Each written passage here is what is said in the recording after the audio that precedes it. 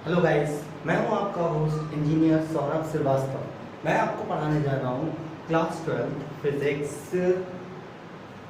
स्थिर विद्युत की। जी हाँ, मैं ये यूपी बोर्ड के स्टूडेंट्स के लिए और जो हिंदी मीडियम वाले स्टूडेंट्स हैं उनके लिए ये वीडियो बनाने जा रहा हूँ। भौतिक विज्ञान का पहला पाठ जिसका नाम है स्थिर विद्युत की, जिसका नाम है स्थिर विद्युत की। ओके, वहां जाने से पहले एक बार अगेन मेरा चैनल 56 ट्यूटोरियल्स फॉर फिजिक्स, इसमें आपको फिजिक्स के चैप्टर वाइज वीडियोस मिल जाएंगे। ओके, हम बात करते हैं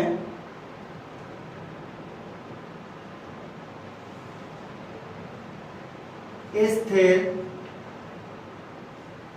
विद्युत की।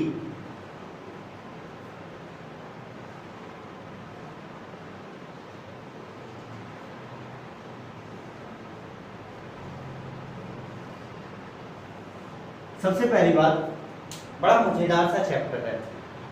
क्लास 11th में जब आप, छोड़िए इन बातों को, यहाँ से आते हैं हम कि ये जो हमारा चैप्टर है इलेक्ट्रोस्टैटिक्स यानी कि स्थिर वैद्युत की, स्थिर वैद्युत की, इस चैप्टर पे आने से पहले हम एक बात करते हैं। एक छोटी सी बात ये बताइएगा कि ये जो हमारी प्रकृति है या हमारा नेचर है ये बना कैसे है। अगर देखा जाए तो जो हमारी प्रकृति है वो पदार्थ से बनी है। पदार्थ मतलब क्या होता है? पदार्थ किसी भी द्रव्य का, द्रव्य यानी पदार्थ दोनों एक ही चीज होते हैं। तो पदार्थ क्या है? पदार्थ हमारा है क्या चीज? जिसके पास भार होता है या जिसके पास द्रव्यमान होता है, जिसके पार जो जगह घेरता है वो क्या होता है? हमारा पदार्थ। जिसके पास द्रव्यमान होता है वो क्या होता है? हमारा पदार्थ। यानी अगर किसी पदार्थ के पास द्रव्यमान है, अगर किसी पदार्थ के पास द्रव्यमान है तो हम उसे चला सकते हैं। उसे क्या कर सकते हैं? चला सकते हैं। मतलब अगर किसी ऑब्जेक्ट के पास द्रव्यमान है तो वह वस्तु जो है वह कार्य कर सकती है। हम उस पर बल लगा सकते हैं और वो वस्तु क्या होगी? कार्य कर सकती है। दूसरी बात कि जब आप उस पर बल लगाते हैं तो उस वस्तु की गति बदल जाती है, अर्थात उसके संवेग में परिवर्तन होता है। और अगर किसी वस्तु के पास गति है और द्रव्यमान है, अगर किसी वस्तु के पास गति है और द्रव्यमान है तो उस वस्तु के पास गतिज ऊर्जा होगी। उस वस्तु के पास कौन सी ऊर्जा होगी? गतिज ऊर्जा। तो जो हमारी प्रकृति है यानी हमारा जो नेचर है वो दो चीजों से मिलकर बना है। किससे? एक होता है हमारा पदार्थ और दूसरा होता है हमारा ऊर्जा।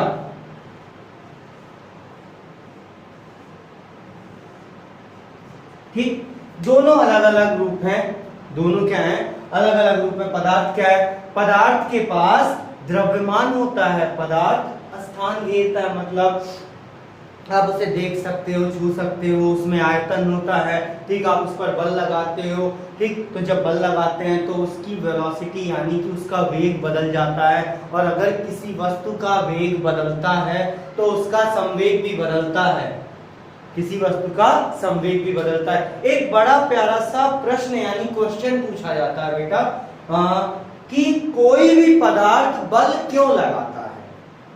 सबसे पहली बात क्या, ठीक है हम 11th क्लास में पढ़े हैं कि बल लगता है, लेकिन कोई पदार्थ बल क्यों लगाता है? क्योंकि उसके पास द्रव्यमान होता है। अगर किसी वस्तु के पास द्रव्यमान है तो वो गुरुत्वाकर्षण बल लगाता है। कौन सा बल लगाता है? गुरुत्वाकर्षण, अगर उस वस्तु के पास द्रव्यमान होता है। तो ये बात हो गई पदार्थ की। अब मान लिया कि कहीं हीट एनर्जी है यानी आग जल रही है कहीं, ठीक, उसमें ये ऊर्जा है।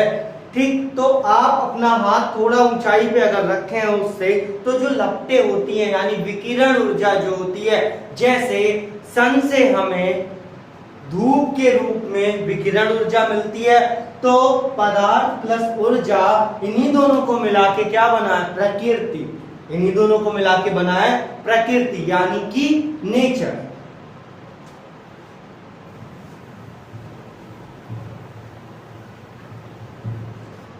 किसी वस्तु यानी पदार्थ, किसी पदार्थ के दो मूल गुण होते हैं। एक होता है उसका द्रव्यमान, एक होता है उसका द्रव्यमान। द्रव्यमान का मतलब होता है द्रव्य का मान, मतलब उसमें कितना द्रव्य है, उसमें कितना द्रव्य है, तो ये होता है उसका क्या? द्रव्यमान। और दूसरा होता है कि उस पर आवेश होता है। क्या होता है? आवेश। आवेश मतलब कोई भी पदार्थ परमाणु, अणुओं और परमाणुओं से मिलकर बना होता है। कोई भी पदार्थ जो होता है वो इन्हीं चीजों से मिलकर बना होता है। किसी भी, पहले एक बात और जान लीजिएगा कि पदार्थ जो होता है वो तीन अवस्थाओं में मिलता है। एक होता है हमारा ठोस यानी कि सॉलिड, द्रव यानी कि लिक्विड, और गैस। ठीक, सॉलिड मतलब ठोस, लिक्विड माने द्रव, और गैस। तीन अवस्थाओं में मिलता हमारा पदार्थ। तो पदार्थ के दो गुण मैंने आपको बताए। पहला, उसके पास द्रव्यमान होता है। दूसरा, उसके पास क्या होता है? आवेश। अब हम आते हैं आपके इस पार्ट पे, जो कि पूरा का पूरा डिपेंड करता है, यानी कि पूरा का पूरा उसी पर निर्भर है, जिसका नाम है आवेश। जिसका नाम है आवेश। ठीक, स्थिर वैद्युतिकी। स्थिर मतलब होता है रुका हुआ। हम यहाँ पे आवेश, स्थिर आवेश के बारे में अध्ययन करेंगे। मतलब अगर कोई आवेश स्थिर है, रुका हुआ है, विराम पे है, तो वो कौन कौन सी प्रॉपर्टीज यानी गुण शो करता है, बताता है। अगर कोई आवेश रुका है तो वो कौन कौन से गुण बताता है। और क्लास 10th में यानी कि कक्षा 10 में आप पढ़ चुके हो कि धारा, विद्युत धारा के बारे में। तो आप वहां पे क्या बोलते थे कि आवेश प्रवाह की दर को, आवेश प्रवाह की दर को विद्युत धारा कहते हैं। तो आप वहां पे पढ़े थे कि आवेश जो था वो चल रहा था। धारा, धारा का काम होता है बहना। धारा नदी की धारा जैसे होती है, बहना। तो जब वो बहती है तो वो बल लगाती है। देखा होगा आपने कि बड़े बड़े डैम से पानी छोड़ा जाता है तो वो टरबाइन को घुमाता है, जिससे विद्युत ऊर्जा पैदा होती है। ये अपन आगे देखेंगे, बात अलग है। लेकिन जो हमारा धारा है, जो हम वहां पे पढ़े थे कि वहां पे आवेश स्थिर नहीं था। तो जब आवेश स्थिर नहीं होता तो विद्युत ऊर्जा होती है। क्या होता है? विद्युत ऊर्जा बनाता है। मतलब आवेश जो होता है, आपने पढ़ा था क्लास 10th में कि आवेश प्रवाह की दर को विद्युत धारा कहते हैं। लेकिन हम यहाँ पे विराम अवस्था पे आवेश का अध्ययन करेंगे। मतलब जो हमारा आवेश होगा वो रुका हुआ होगा। तो सबसे पहली बात, वैसे हम ज्यादा पीछे नहीं जाएंगे, लेकिन सन 1600 ईस्वी में ब्रिटेन की महारानी एलिजाबेथ, उनका डॉक्टर था, उनका चिकित्सक जो था, जिसका नाम है डॉक्टर विलियम गिलबर्ट, जिसका नाम है डॉक्टर विलियम गिलबर्ट। उन्होंने ये बताया कि जब दो वस्तुओं को आपस में रगड़ा जाता है, आपको पता है जब दो वस्तुएं आपस में रगड़ खाती हैं तो उनके बीच में घर्षण बल काम करता है। जब दो वस्तुएं परस्पर रगड़ी जाती हैं तो उनके बीच में जो बल कार्य करता है उसका नाम होता है घर्षण बल।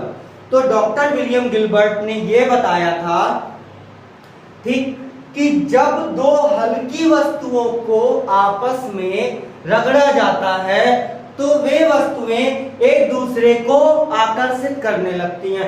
मतलब घर्षण के द्वारा उनमें आकर्षण का गुण उत्पन्न किया जा सकता है। जैसे बचपन में आप क्या करते थे, एक स्केल ली, वही पटरी, उसको लिया और अपने सर पे इस तरीके से रगड़ते हैं तो क्या करती है वो कागज के छोटे छोटे पीसेस को अपनी तरफ आकर्षित करती है। कागज के जो छोटे छोटे टुकड़े होते हैं उनको अपनी तरफ क्या करती है? आकर्षित करती है। ठीक, जब आप अपने सूखे बिखरे हुए बालों पे कंघी करते हो तो क्या होता है कि कंघी और बालों के बीच में घर्षण बल लगता है, तो उसके कारण आपके बाल एक तरफ हो जाते हैं जिस तरह से आप कंघी करते हो। तो आवेश किसी द्रव्य अर्थात पदार्थ का मूल गुण है, ये उसे देना नहीं पड़ेगा। जब दो वस्तुओं को आपस में रगड़ा जाता है तब उनके अंदर एक दूसरे को आकर्षित करने का गुण आ जाता है। यह गुण सिर्फ और सिर्फ घर्षण के कारण ही आता है, किसी और वजह से नहीं आता। यह गुण जब दोनों को रगड़ा जाता है तब आता है, किसी और वजह से नहीं आता।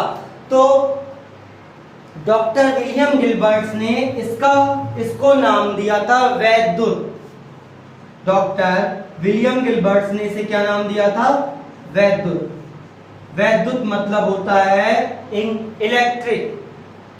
वैद्युत मतलब होता है इलेक्ट्रिक, मतलब वह गुण जिसके द्वारा रगड़ने पर दो वस्तुएं एक दूसरे को आकर्षित करती हैं, वैद्युत कहलाता है। और वस्तुएं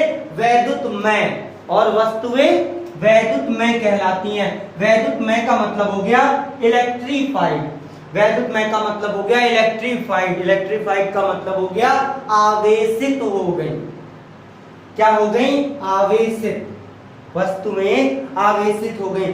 वैसे अगर बेसिकली बोला जाए कि जैसे मान लिया कि ये कोई स्केल है, मान लेते हैं, वैसे है तो नहीं, ठीक, जब हम इसको इस कपड़े से रब करते हैं, इस तरीके से रगड़ते हैं, तो कपड़े और इस स्केल के बीच में यानी मार्कर के बीच में एक घर्षण बल लग रहा है। अच्छा, अब अगर आप चौक को रगड़ो, चौक को जब हम ब्लैक बोर्ड पे इस तरीके से लिखते हैं तो जो चौक के कण होते हैं यानी जो चौक के पार्टिकल होते हैं वो बोर्ड से चिपक जाते हैं और आपको बोर्ड पे अक्षर दिखने लगता है। यह सिर्फ और सिर्फ घर्षण के कारण ही होता है।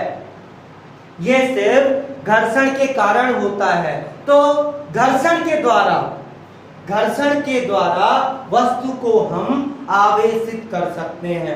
आवेशित कर सकते हैं। अच्छा, एक और चीज देखते हैं इस पे कि जब तुमने यानी आपने स्केल को इस तरीके से रब किया यानी रगड़ा, ठीक, तो वो क्या करती है? कागज के छोटे छोटे पीसेस को चिपका लेती है अपने ऊपर। कागज के छोटे छोटे टुकड़े को अपने ऊपर क्या करती है? चिपका लेती है। उसके इस गुण को क्या बोलते हैं? वैद्युत यानी इलेक्ट्रिक। वैद्युत यानी इलेक्ट्रिक। और जो वस्तुएं होती हैं वो वैद्युत में यानी इलेक्ट्रीफाइड हो गई। कहने का मतलब ये है इन दोनों के बीच में ये जो स्केल और कागज के पीस जो एक दूसरे को कस के पकड़ रखे हैं, स्केल और कागज जो एक दूसरे को कस के पकड़ रखे हैं इस तरीके से, दोनों के बीच में ये जो आकर्षण का बल आया है, ये जो आकर्षण का बल आया है, ये क्यों आया है? घर्षण के कारण। क्यों आया है? घर्षण के कारण। ठीक, मतलब ये स्केल कागज के छोटे छोटे टुकड़े को उठा ले रही है। क्या कर ले रही है? उठा ले रही है यानी बल लगा रही। तो हम क्या बोलेंगे? जब कोई वस्तु आवेशित हो जाती है, जब कोई वस्तु आवेशित हो जाती है तो वह बल लगा सकती है। तो वह क्या करती है? बल लगा सकती है। वह क्या करेगी? बल लगा देगी। यानी अच्छा, ये जो कपड़ा है, ठीक, ये भी इलेक्ट्रॉन, प्रोटॉन और न्यूट्रॉन से बना है और ये भी जो मार्कर है वो भी इलेक्ट्रॉन, प्रोटॉन और न्यूट्रॉन से बना है। मतलब इनमें जो कण है वो इस तरीके से। तो जब आप स्केल को इस पे रब करते हो तो स्केल से निकलकर इलेक्ट्रॉन किस में आ जाते हैं? कपड़े में। या कपड़े से निकलकर इलेक्ट्रॉन किस में आ जाते हैं? स्केल में। तो कुल एक चीज समझ में आई कि यहाँ पे इलेक्ट्रॉनों का स्थानांतरण एक वस्तु से दूसरे वस्तु में ही, इलेक्ट्रॉनों का क्या? स्थानांतरण एक वस्तु से दूसरे वस्तु में ही, ठीक, वस्तुओं के आवेशित होने का मूल कारण है। मूल कारण अगर देखो तो इलेक्ट्रॉनों का स्थानांतरण, इलेक्ट्रॉनों का स्थानांतरण जो है वो वस्तुओं के आवेशित होने का मूल कारण है। क्लियर हुई ये बात या नहीं?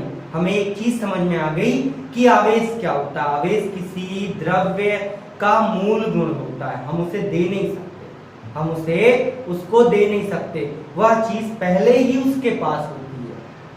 ठीक, हम कब बोलेंगे कि कोई वस्तु आवेशित हो गई है? जब वह उस पर बल लगा सके। और आवेशित होने का मूल कारण क्या है? मूल कारण यह है कि उसमें इलेक्ट्रॉनों का आदान प्रदान यानी स्थानांतरण होता है। यानी उसमें क्या होता है? स्थानांतरण होता है। Is that clear? या कोई इसमें समस्या है, डाउट है कोई इसमें? हम आते हैं अपने नेक्स्ट टॉपिक पे जिसका नाम है